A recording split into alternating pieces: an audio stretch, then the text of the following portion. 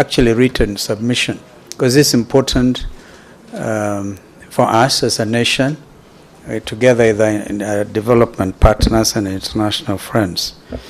A friend sent me a tweet yesterday, and they said, just sample this, because it tells you the state of hopelessness that we are faced with as a country.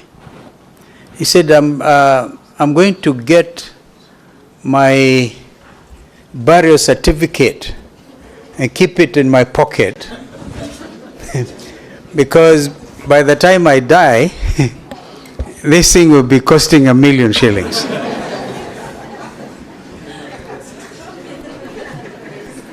What does that tell you? And yesterday, listening to President Ruto and talk about reality checks, this is the reality of our times. Incremental unemployment. But lest I go astray, let me thank you, Madam Annette Swander, Konrad Adenauer Stiftung. I am not as good in German as my brother Raila Odinga, and you hear that. And also acknowledge Caroline Cantor, Deputy Director for European and International Cooperation. We set off for CAS, not the Kenyan CAS, we CAS, but KAS.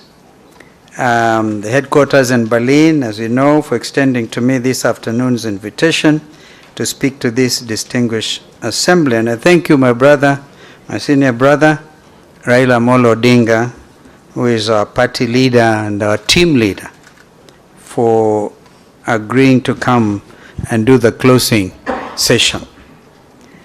I know that this was organized at a very high level, and yesterday, Kenya Kwanza team may have, without them knowing, or whether it was deliberate, they managed to downgrade this very important assembly, because we are all in the printed. I assume before this time these things go out, everybody will have said yes, we'll try and make time available. But if they are represented by my little sister Susan, and how you have grown, so be it. A close examination, ladies and gentlemen, of the history of CAS, they were here, which was founded on December 20th, 1955, by members of Germany's most successful political party, the Christian Democratic Union, CDU, is quite revealing. There was widespread agreement that no party, no man or woman would usurp democratic institutions ever again after the Second World War. There was widespread agreement that the best option for Germany was, quote unquote, a social market economy, a combination of free market capitalism, strong government regulation, and a comprehensive welfare state. The CDU success can be attributed to two men, Konrad Adenauer, the party's first leader and German chancellor from 1949 to 1963, and whose legacy of freedom and democracy this wonderful foundation Konrad CAS bears. And Ludwig Erhard, widely regarded as the father of Germany's economic miracle, who served as Adenauer's economics minister before succeeding him as chancellor in 1963. Combined with the United States stimulus package to Europe, which was then dumped, the Marshall Plan of 1948, which brought extensive investment to Europe, leading to the war-ravaged continent, indeed then West Germany's resurgence. The embrace of the transformative spirit of national dialogue was at the heart of Germany's post-World War II economic and political success, a model that is studied on a regular basis worldwide. Of course, I was asked to talk about transformative dialogue. I therefore consider today's topic that have been asked to remark upon transforming a nation through dialogue, both timely and relevant in light of current events in our country. National dialogues are used as plural, also known as popular consultations or national conferences, bring together representatives from various political parties to discuss issues and challenges associated with the political transition. They have grown in popularity in recent decades as a means of achieving long-term peace and resolving key concerns such as ethnic and religious discord, as well as electoral mismanagement. These national dialogues can be used to build trust, increase participation, and forge consensus among national actors and the civil society in critical political, economic, and social decisions in the aftermath of an election or in the aftermath of a conflict. Guatemala, East Timor, Nepal, the Democratic Republic of the Congo, DRC, Niger, more recently, Mali, and Kenya, Afghanistan, Iraq, and Yemen are among the countries that have conducted NDP's national dialogues in various forms. I have personally mediated national dialogues in Somalia, in South Sudan. In fact, in the case of Somalia, because their problem was ethnicity, clanism. They're all Muslim, all Muslim. But because they belong to small sub-clans, they have been at war with each other since the fall of Siad Barre in 1991. So I said the Mkambo huko anaitwa clan anaitwa Digli Mirifli, perchance to be able to get them. We did the best we can to negotiate the conflict with Somalia, and as you heard, even as we speak, our men and women in uniform, mainly men, are still in that neighboring country. I also was able to do some work in South Sudan and DRC.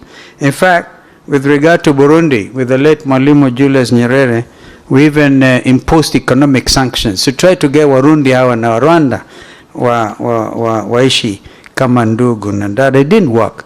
Then I realized economic sanctions don't actually work in the majority of these conflict situations.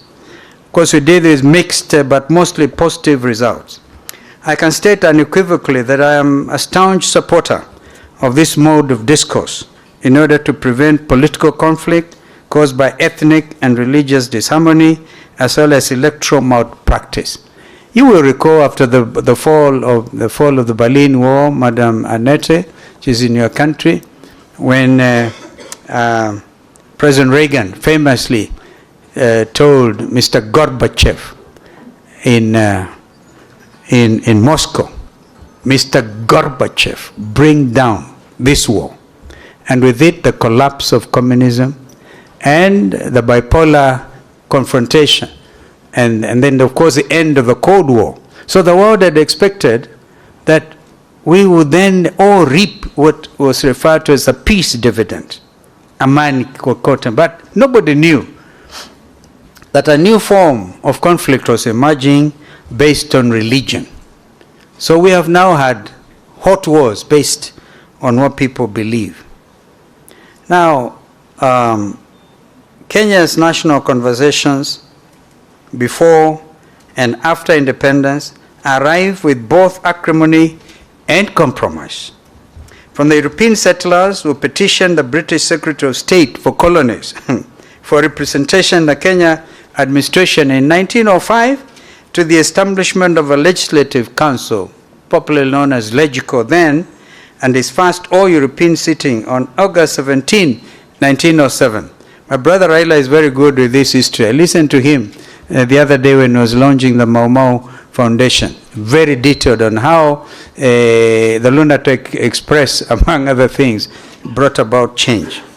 In 1954, Chief Colonial Secretary Walter Coutts' commission investigated ways for Africans to elect their representatives.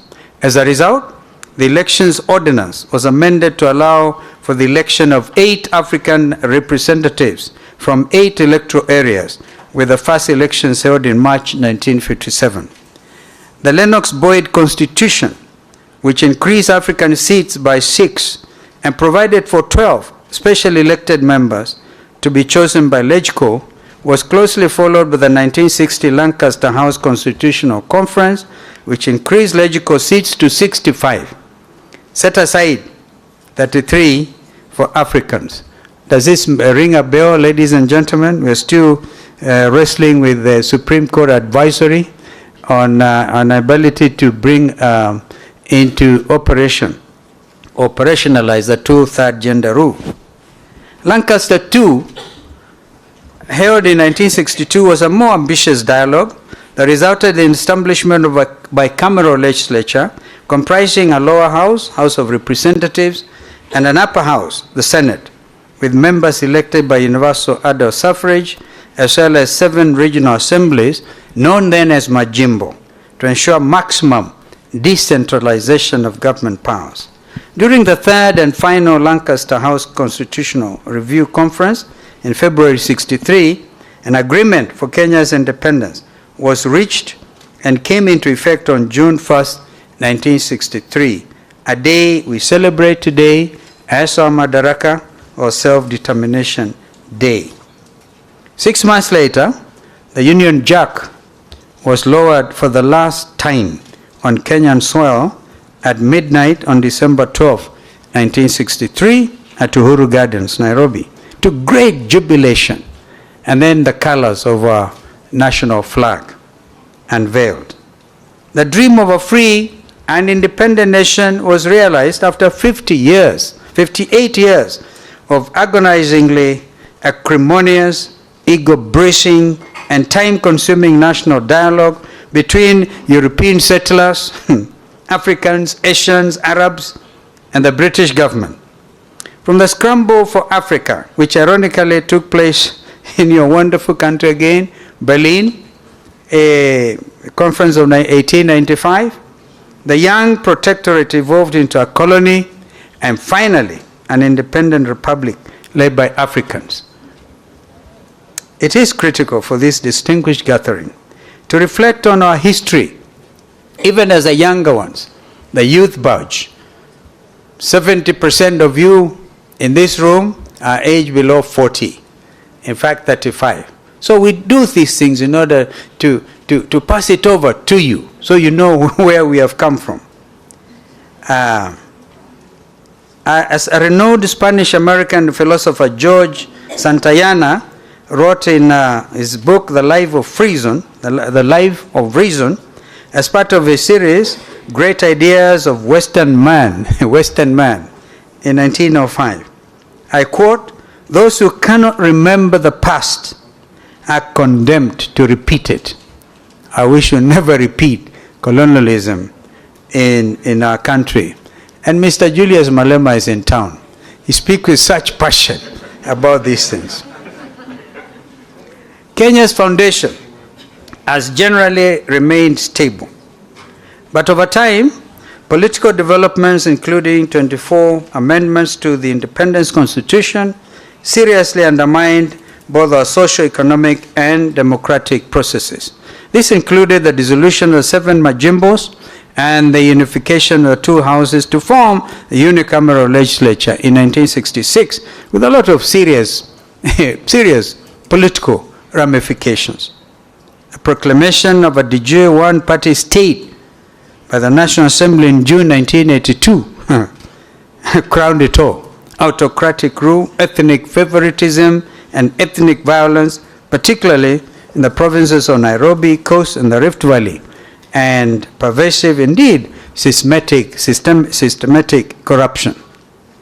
With the repeal of Section 2A of our country's constitution in 1991, Kenya entered a new phase of dialogue that culminated in the return to multipartyism in 1992. At that conference, actually, I was the master of ceremony when we were decided to repeal. Mzee Moi said, he was amazing. He was such a mobilizer. He got all of us to say, we don't want any amendment, anything. And then he himself stood up and said, we must accept it. 6 years later, in November 1997, the minimum reforms package through the Interparliamentary Group, famously known as IPPG, carried out parliamentary reforms that including included amending Public Order Act, Cap 56, to facilitate freedom of assembly, amending Section 33 of the Constitution so that the nomination of members of Parliament was based on party strength and including the opposition's voice in the electoral body's makeup, the IEBC. This had hitherto been the President's exclusive prerogative.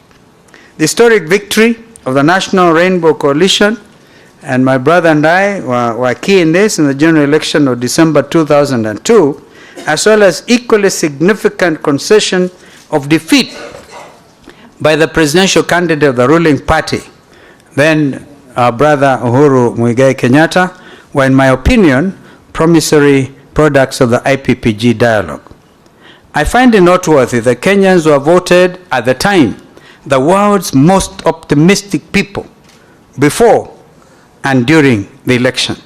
This was in accordance with the Gallup International Annual End of Year Survey, which involved interviews with over 67,500 people in 65 countries between November and December of 2002. However, the sentimental optimism was fleeting as several agreements in our famous MOU between the coalition members, all right, and we were signing. My brother Raila and I were on the rainbow side, and Mudia Wori, the late George Saitoti, and then Kibaki and Malwa, and you know that famous thing. Had that MOU document been respected, this country would have grown in leaps and bounds, would have avoided the outcome of the 2000 elections, for example. Was following a High Court ruling, the recommendations made the Constitution of Kenya Review Commission, the CKRC, during the Bomas Constitutional Conference process, which favored a parliamentary system, were discarded.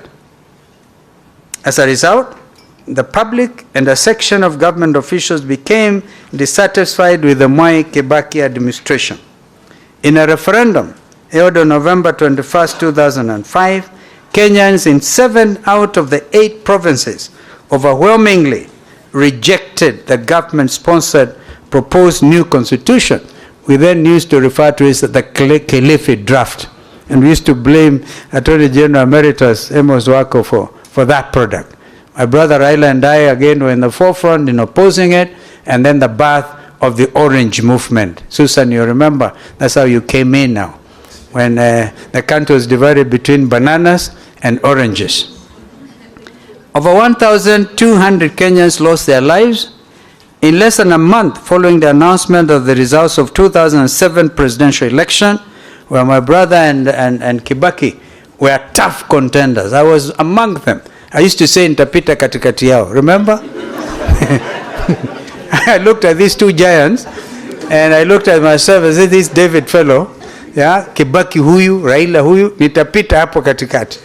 And actually, to some extent, I did, because because that is how I was able to hold the two of them again. I became the nexus. I became the gum when the country was falling apart. It is particularly noteworthy that my party then, the Orange Democratic Movement Kenya, I used to say, between me and Raila, we didn't even know how to divide the oranges. Because he kept a whole orange, and I kept an orange and a half. So, my own party then, that time, ODM Kenya, negotiated a post-electoral agreement with President Kibaki's PNU that helped stop the violence, at least, before my brother was brought on board by Kofi Annan. And you know, that was a serious conflict. That is what gave rise to Kenyan leaders going to The Hague. And you know them. And sometimes blame the wrong people. I've heard some of them blame Raila. And it's not right at all. I undertook an impossible task of trying to convince the United Nations Security Council to allow us to have Kenyan leaders tried here. And then Kenyans overwhelmingly through local radio stations used to say, don't be vague, go to The Hague. So, under the auspices of Kenya National Dialogue and Reconciliation Committee, Dr. Kofi Annan the late brother and a real Pan-Africanist, the chairman of the panel of eminent African personalities, was tasked by the international community and, of course, the African leadership to help to resolve that political crisis. And on February 1st, 2008, he brought the late Mwai Kibaki and our brother Raila Odinga to the negotiating table, and where the 4 agenda items were agreed upon, namely, Agenda 1, immediate action to stop the violence and restore fundamental rights and liberties. Agenda item number 2, immediate measures to address the humanitarian crisis and promote healing and reconciliation. Agenda item number 3, how to overcome the political crisis. And agenda item number 4, addressing the long-term issues, including undertaking constitutional, legal, and institutional reforms, land reform, tackling poverty and inequality, as well as combating regional development imbalances, tackling unemployment, particularly among the youth, consolidating national cohesion and unity, and addressing transparency, accountability, and impunity. That was a major agenda, and it was to a large extent achieved, except for agenda item number 4. And I must move faster. Agendas 1, 2, and 3 were faithfully carried out. And on February 28, 2008, President Kibaki and Right Honorable Odinga signed the agreement on the principles of partnership of the coalition government. In part, the preamble affirmed, I quote, there must be real power sharing to move the country forward and begin the healing and the reconciliation process. With this agreement, we are stepping forward together as political leaders to overcome the current crisis and set the country on a new path. This agreement is designed to create an environment conducive to such a partnership and to build mutual trust and confidence. We have agreed to enact the National Accord and Reconciliation Act, end of the quote, signed by the 2 leaders. Following the passage of the Kenya Constitution Review Act 208, Kenya Constitution Amendment Act 208 by Parliament, the process of drafting a new constitution, detailed in Agenda 4, began. 2 years later, and through a people-driven national dialogue, the Constitution of Kenya 2010 was finally promulgated to widespread acclaim at home, regionally, and internationally. Even though this living document is acknowledged as one of Africa's most progressive constitutions, there are still some aspects of its composition that, in its 13th year of existence, require serious deliberation. We in the Azimio la Umoja One Kenya coalition hold the view that we cannot transform our beloved nation if we do not fundamentally address those Agenda 4 issues of 2008 and those concerns that we have outlined in the National Dialogue Committee, which have christened NADCO, and which I'm happily, as fate would have it, a co-chair. Our top priority, which was to address the cost of living, is demonstrated by the growing gaps in poverty and inequality brought about by harsh and burdensome taxes that take money out of people's pockets rather than putting it therein. And Susan, you're in the business trying to get people to put their money in their pockets. You haven't quite succeeded. Because this is where the issue is. Kenyans are crying, heavy burden of taxation. I have never seen a nation anywhere in the world which can develop on the basis of overtaxing its citizens, particularly during such economic reality. If anybody has one example in the world, we talked of the Marshall Plan and others, where you overtax your citizen in order to get out of depression, I will be happily able to listen to you. Despite the conflicting explanations, the primary causes of economic slow growth, indeed depression, are not solely attributable to global events, but rather economic mismanagement and endemic corruption. The last 3 presidential election results are strongly disputed, indicating that we have not addressed transparency, accountability, and impunity, particularly regarding our electoral management process. That is why we in Azimio la Umoja One Kenya Alliance Coalition insisted upon not only audit of 2022 general election, but a reconstitution of the Independent Electoral Boundaries Commission. We too in this NADCO process spoke to the deepening of our political gains by ensuring there will be fidelity to the Constitution as regards interference with political parties. The story that has been going on, merry-go-round in Jubilee, I'm a very key member of Azimio la Umoja One Kenya Coalition. It's disturbing. We have had to call a spade a spade.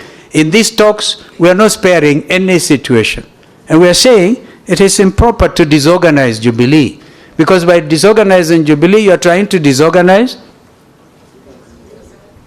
Azimio. And by implication, paying lip service to multi-party democracy. And this is our view. Our agenda items are the bipartisan talks at Bomas of Kenya, also included addressing the imbalance of public office appointments that are biased towards specific communities and poorly represented the aspirations of two-gender rule. This, we strongly argued, continue to undermine the ideals of national cohesion and unity.